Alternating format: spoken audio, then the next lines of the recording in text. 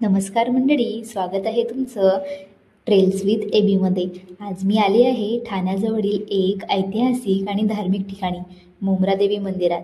डोंगराच्या माथ्यावर वसलेले हे मंदिर केवळ धार्मिकच नाही तर निसर्गरम्य सौंदर्यासाठीही प्रसिद्ध आहे। मुंब्रा हे ठिकाण मुंबई ठाण्यापासून जवळ आहे। रेल्वे स्टेशन किंवा मुख्य रस्त्यावरून माझा मुंब्राचा प्रवास कल्याणवरून लोकल ट्रेनने सुरू झाला। पावसाळ्यामध्ये निसर्गाची सुंदरता काही औरच असते।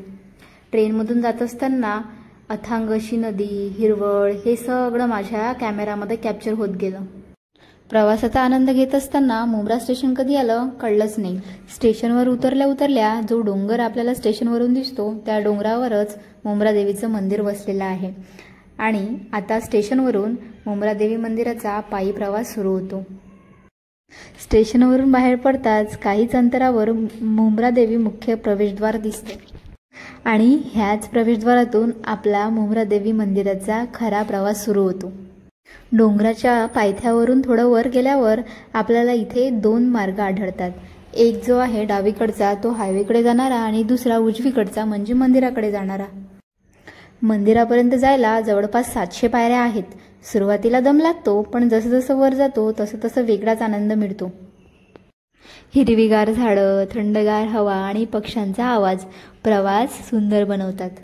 डोंगर माथ्यावरून दिसणारा नजारा अप्रतिम दिसतो।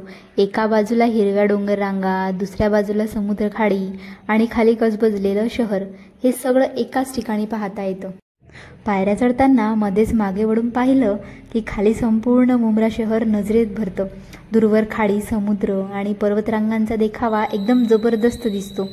पायऱ्या चढताना फोटो, व्हिडिओ घेण्याची मजा काही औरच आहे। डोंगरावर असलेली झाडी, दगड, इथल्या प्रत्येक वस्तूवर इथल्या स्थानिक लोकांची श्रद्धा आहे।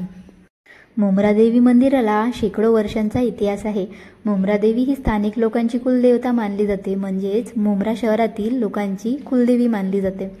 असं सांगितलं जातं की इथे देवीने आपल्या भक्तांचं रक्षण केलं होतं, त्यामुळे या ठिकाणाला धार्मिक महत्त्व प्राप्त झालं आहे।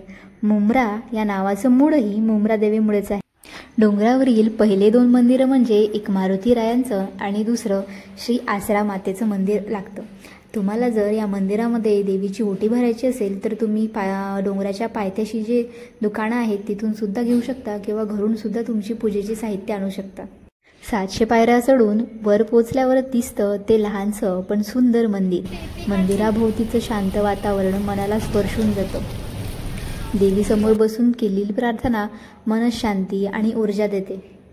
आई मुंब्रा देवी म्हणजेच नवदुर्गा, आई शैलपुत्री, आई ब्रह्मचारिणी, आई स्कंदमाता, आई कात्यायनी, आई कालरात्री, आई महागौरी, आई सिद्धिदात्री, आई कुष्मांडा, आई चंद्रघंटा, या सर्व नवदुर्गा म्हणजे आई मुंब्रा देवी।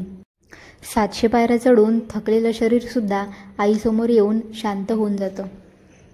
मंदिरात आई मुंब्रा देवीचे दर्शन घेऊन माझा परतीचा प्रवास सुरू झाला। तर मंडळी, हा होता माझा मुंब्रा देवी मंदिराचा प्रवास। इतिहास, निसर्ग आणि अध्यात्म यांचं सुंदर मिश्रण। तुम्ही ठाणे मुंबईत असाल तर या मंदिराला नक्की भेट द्या। आणि अशाच अनएक्सप्लोर्ड प्लेसेसबद्दल तुम्हाला जर आणखीन माहिती हवी असेल किंवा तुम्हाला आवड असेल तर नक्कीच मला कमेंटमध्ये सांगा। याआधी इथे कोणी आलं असेल तर त्यांचा अनुभव सांगायला सुद्धा विसरू नका। व्हिडिओ आवडला असेल तर लाईक, शेअर आणि सबस्क्राईब करायला सुद्धा विसरू नका। पुढच्या प्रवासात भेटूच, तोपर्यंत जय मुंब्रा देवी।